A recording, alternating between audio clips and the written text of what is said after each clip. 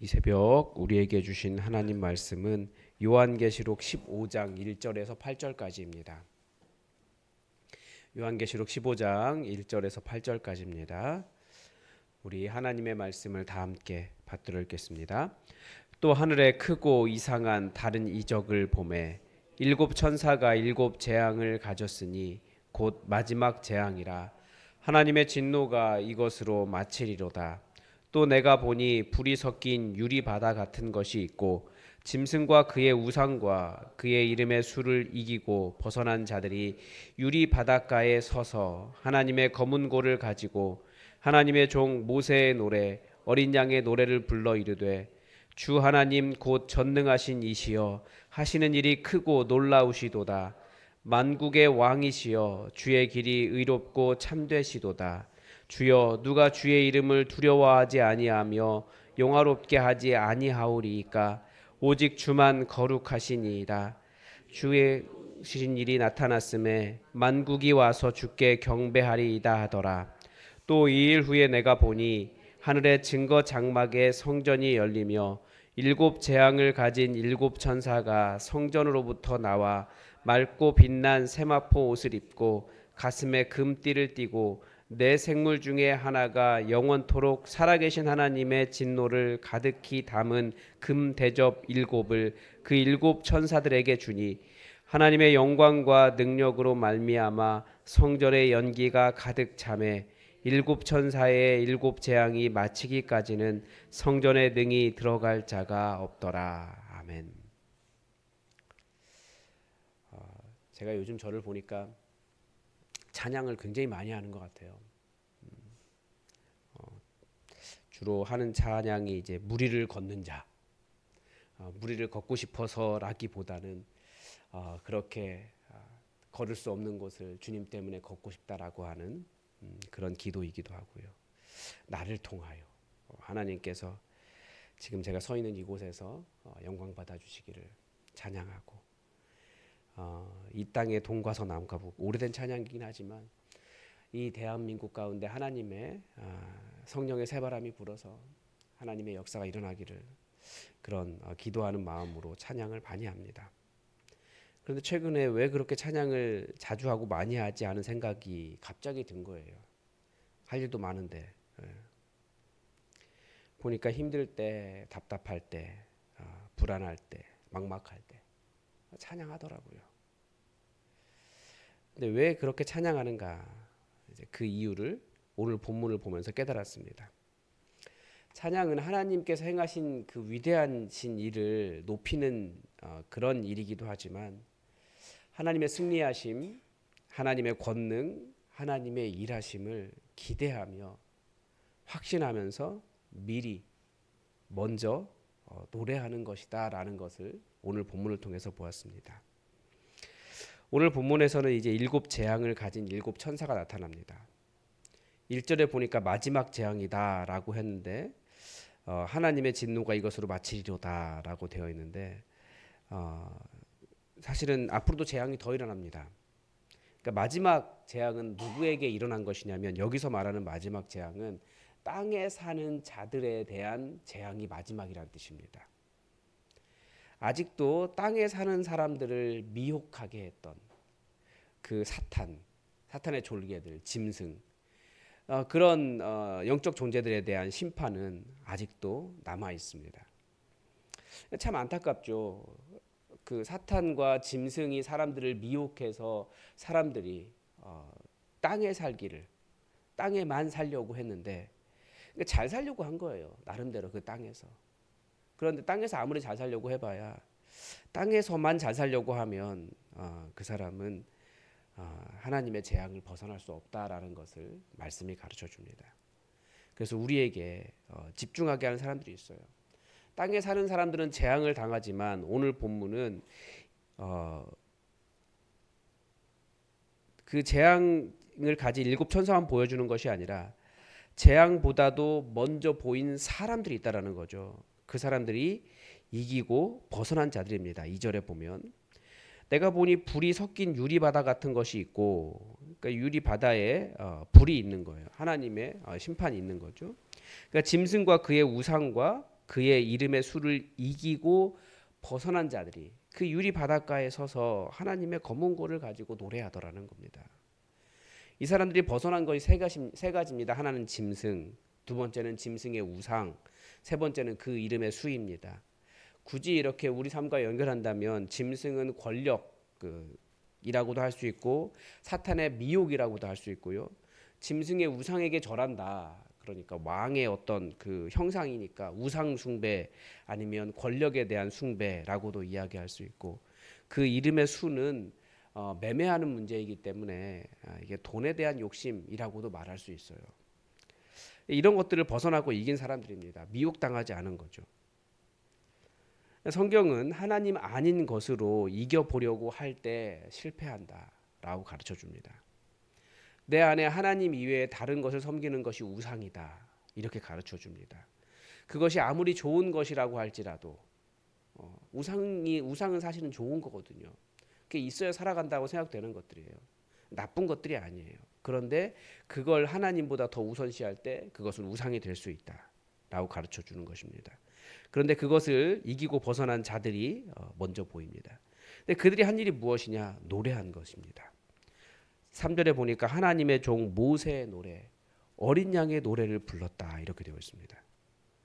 그 노래는 하나님의 전능하심을 높이는 것이고 우리 하나님이 왕이시다라고 선포하는 일이고 모든 사람들에게 하나님의 두려우신 이름을 알게 하는 것이고 하나님의 거룩하심을 노래하는 일이었습니다. 그리고 주의 의로우신 일이 나타났다. 그러니까 모두 찬양하자 그런 내용입니다. 근데 특별히 여기서 갑자기 모세의 노래를 이야기해요. 어린 양의 노래도 약간 좀 이상하기도 합니다. 모세의 노래와 어린 양의 노래를 같이 배열하고 있는 것입니다. 모세의 노래가 무엇입니까? 모세의 홍해를 건넌 이후에 말과 적군을 죽이신 하나님을 찬양하는 것입니다. 노예에서 벗어나서 하나님 백성 되게 하시는 것을 찬양하는 것이죠. 어린 양의 노래는 무엇이겠습니까? 우리를 죄의 노예로부터 벗어나서 하나님의 백성 되게 하신 그 역사를 찬양하는 것입니다. 이 찬양하는 사람들이 그 로마 그 짐승의 종에서 벗어나 하나님의 백성 되게 하신 것을 그 역사를 찬양하는 거죠. 차이가 있다면 모세의 노래와 어린 양의 노래의 차이가 있다면 모세의 노래는 승리 이후에 부른 것입니다. 그러나 어린 양의 노래는 사실 이들이 여전히 그들의 신원, 그들의 억울함이 완전히 풀어진 상태가 아니었습니다. 그렇지만 하나님께서 행하실 일들을 바라보면서 미리 노래하는 거예요. 그것이 어린 양의 노래입니다. 우리 성도들은 다들 어린 양의 노래를 불러요. 여전히 우리는 부활을 완전히 하나님 나라가 이런 상태가 아니에요. 예수님이 아직 오지도 않으셨어요. 그렇지만 우리는 믿음으로 우리 예수님께서 우리의 모든 죄의 값을 다 감당하셨고 우리가 결국은 최후에 하나님 나라에 들어갈 것을 확신하면서 살아갑니다. 그러니까 우리가 다 어린 양의 노래를 부르는 사람들이라는 거죠. 그래서 우리가 이 땅에서 드리는 예배, 찬양은 미리 부르는 승리의 노래와도 같은 거예요. 그래서 우리는 하나님을 찬양합니다. 우리 앞에 많은 도전들도 있을 수 있습니다. 그러나 하나님 의지하면서 미리 승리의 노래를 부르는 거예요. 우리 앞에 이번 여름에 수련회도 있고 교회의 미래도 있고 어떤 거스르는 상황들이 있을 수 있습니다. 우리는 하나님께서 행하실 일들, 하나님은 승리하시는 분이신 것을 알기 때문에 내가 아직 그 승리를 경험하지 못했지만 찬양하며 하나님의 승리를 선포하고 기대하며 지금 이미 이긴 자로서 우리는 하나님 의지하며 살아갈 수 있다는 것입니다. 그게 바로 이 이긴 자들이 미리 부르는 승리의 노래였다라는 거죠.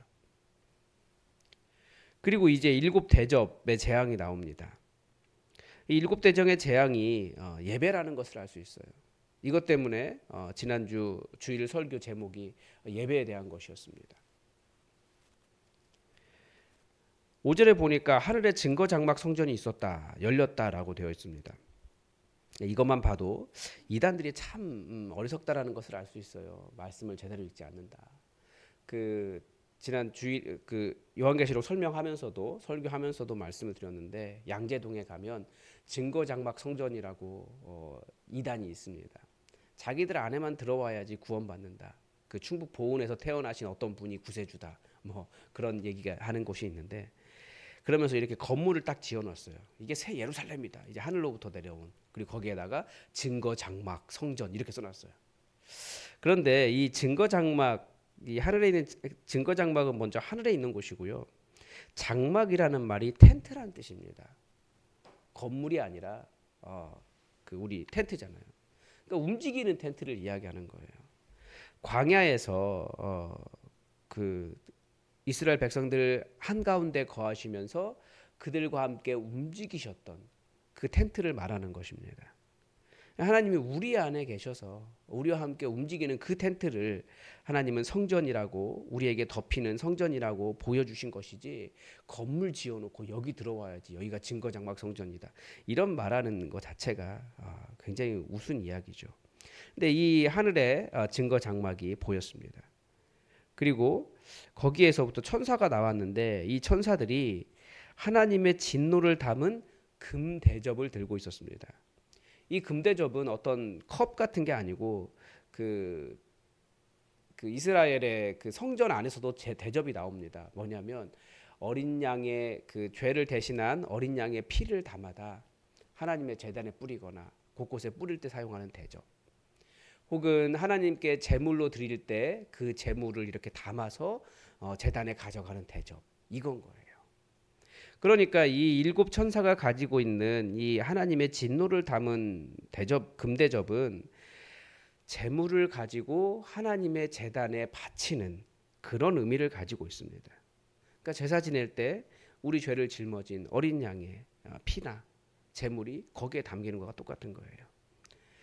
그러니까 하나님께서 이 세상에 재앙을 내리시는 것은 사실은 그 제물을 드리는 이유도 거기에 인간의 죄악에 대한 반성으로 하나님께 드리는 거잖아요. 그러니까 지금 하나님의 진노를 담아서 이 세상에 뿌림으로써 또 하나님께 드림으로써 예배드리고 있는 것입니다. 그때 하나님의 영광이 성전에 가득했다라고 가르쳐주고 있습니다. 그래서 우리는 예배함으로 우리가 당하고 있는 여러 가지 어려움들을 저항하는 거예요. 우리는 고난당하는 자들입니다. 무엇 때문에 고난당합니까? 이 세상 사람들과 다르게 살아가요. 그냥 세상처럼 살아가면 이 땅에서 잘 살 수 있겠죠. 그것이 아니라 우리는 복음 때문에 고난당하기도 하고 말씀 때문에 손해보기도 하고 그러면서 살아가요.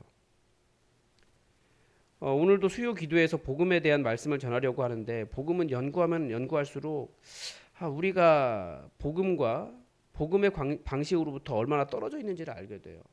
대신에 복음 때문에 행복한 삶을 살아가지만 또한 복음 때문에 고난을 당할 수도 있다는 것도 알게 돼요.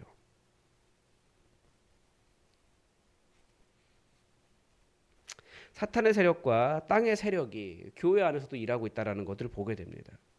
그래서 성도는 기본적으로 고난당하는 사람들이에요.